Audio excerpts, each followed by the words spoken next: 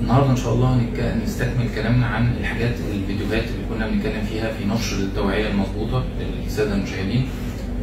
وهنتكلم النهارده عن موضوع يخص ناس كتير جدا، المتزوجين وغير المتزوجين. هنتكلم النهارده عن طريقة حصول الحمل. لازم اي راجل او سيدة هيتجوزوا يعرفوا ازاي يحصل حمل، وازاي نتجنب حدوث الحمل لو هم مش عايزين. هنتكلم في البداية خالص، الكلام ده يخص مين؟ يخص اي سيدة لسه مخطوبة او هتتجوز، ويخص كذلك الراجل اللي لسه خاطب او هيتجوز. يخص المتزوجين حديثا، ويخص المتزوجين وحصل حمل قبل كده وعايزين يحصل حمل تاني، او يخص الناس اللي حصل لهم حمل ومش عايزين يحصل حمل، لان لازم يعرفوا طريقه منع الحمل، ان انا افهم ازاي الحمل بيحصل. اولا مطلوب من الراجل يبقى السائل بتاع المنوي بتاعه كويس، مطلوب فيه عدد الحملات المنويه كويسه، مطلوب فيه الحركه كويسه، مطلوب فيه نسبه تشوهات في السائل مسموحه. ومطلوب فيه نقطه مهمه جدا بتبقى غايبه عن ناس كتير، وهي اللزوجه بتاعت السائل. نسبه كبيره من السائل بتاع الرجال يبقى فيه نسبه لزوجه زايده. المفروض اللزوجه دي بتفك بعد تقريبا من تلت ساعه لنص ساعه، يعني السائل بينزل زي المخاط وفي تلت ساعه لنص ساعه تقريبا يفك، يبقى عامل زي الميه، وبالتالي الحيوانات المنويه تعرف تتحرك وتطلع تصل للبويضه. لو السائل ده اللزوجه بتاعته زايده، ممكن بعد ساعه بتبقى الحيوانات المنويه تعبت من اللزوجه، ووصولها للبويضه بيبقى صعب جدا او شبه مستحيل. دي حاجات طبعا بتبان في تحليل السائل المنوي.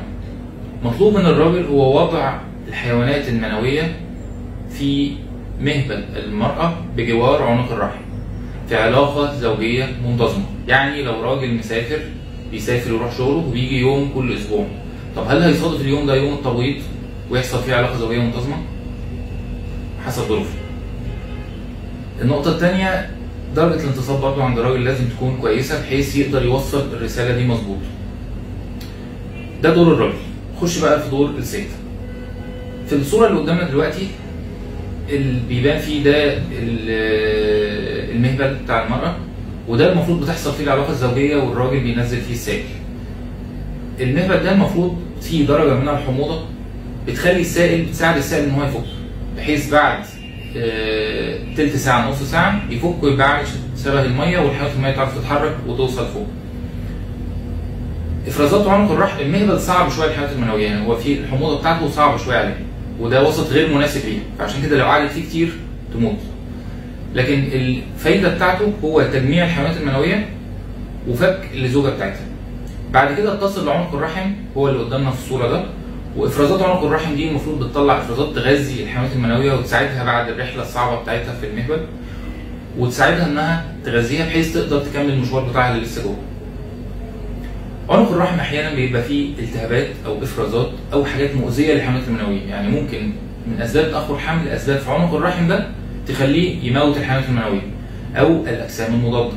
في سيدات عندها اجسام مضاده ممكن تاثر على وصول الحيوانات المنويه او تموتها في مكانها، بيطلع اجسام مضاده ضدها، ودي برضو سهل اكتشافها.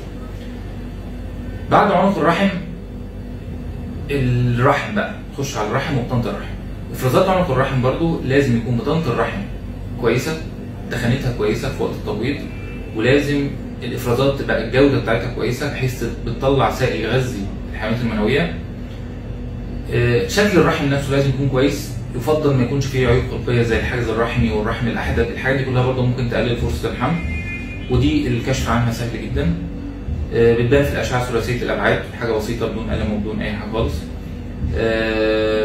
المطلوب بعد كده قناتي فالوب.